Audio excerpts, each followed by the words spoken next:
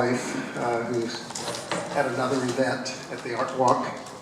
It's called The Love Poem in Dunkin' Donuts for Raina. In this dingy Dunkin' Donuts at the Doubletree Conference Hotel, I stare down into the black hole swirl of my lukewarm cup of coffee and consider the murky incomprehensibility of life without you here beside me.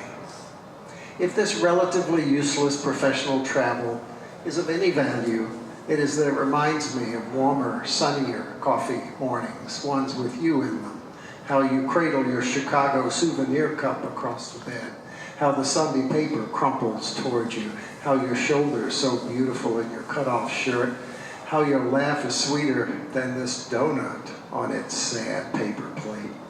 My sole companion this morning in this dingy Dunkin' Donuts at the Doubletree Conference Hotel.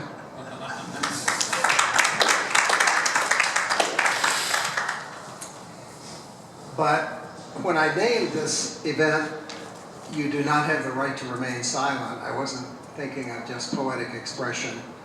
In general, I was thinking about the country's in pretty bad shape right now, and something horrible is unfolding.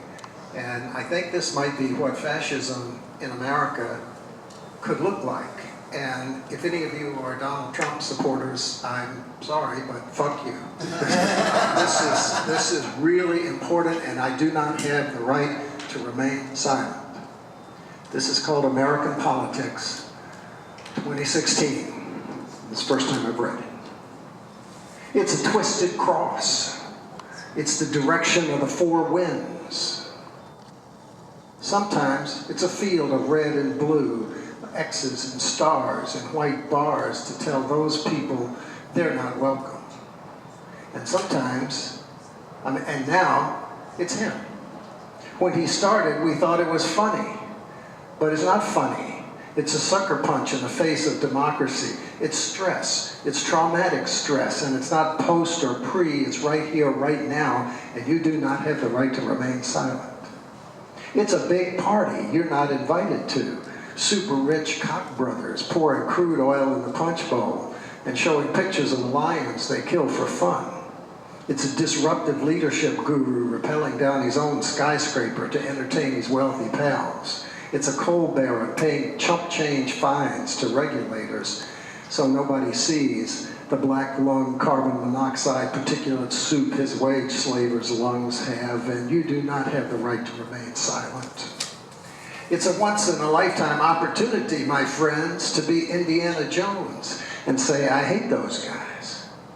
Only it's not matinee Nazis this time, it's your actual neighbors. And you're thinking maybe it would be best if you just shut up and didn't say anything.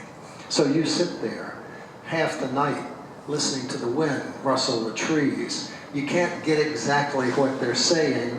Is the world falling apart? Or is a new glorious day dawning? It doesn't matter. Either way, like those wind-blown trees, you do not have the right to remain silent.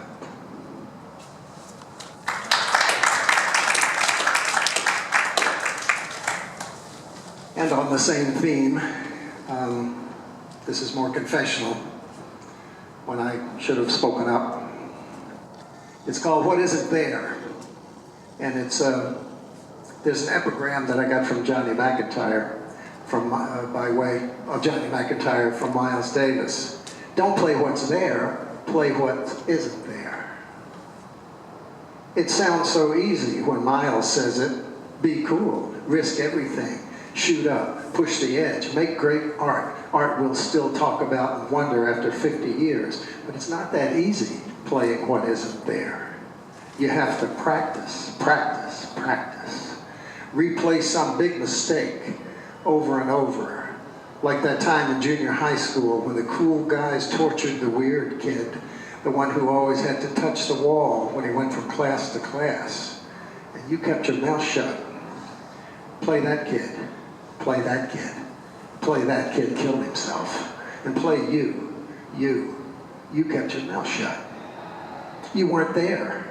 You were afraid to lose your spot in the coolness order. Play that riff. Play it over and over. That kid might have been a great astrophysicist a president, a doctor, a poet, a musical genius. He might have been hearing unbelievable jazz symphonies miles before anybody else heard them. Some witch's brew that unsettled his OCD soul, so he had to hang on to the wall to keep from flying away. Maybe he had to pay the price for playing what isn't there.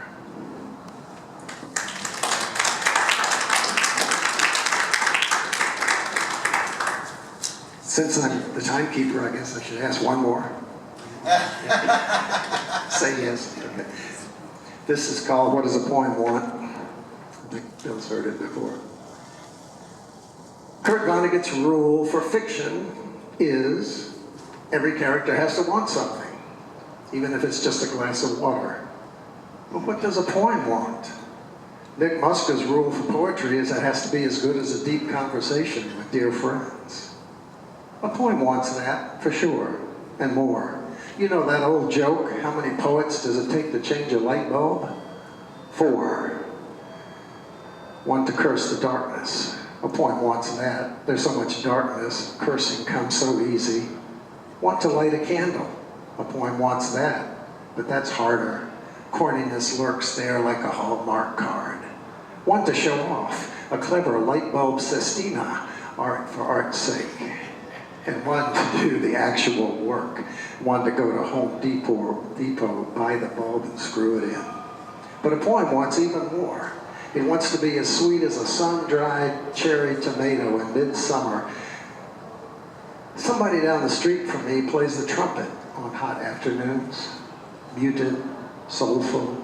It changes everything. The air gets sharper and brighter, like a cosmic light bulb suddenly backlit the whole world.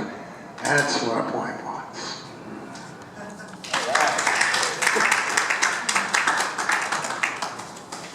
Bonnie, you're up.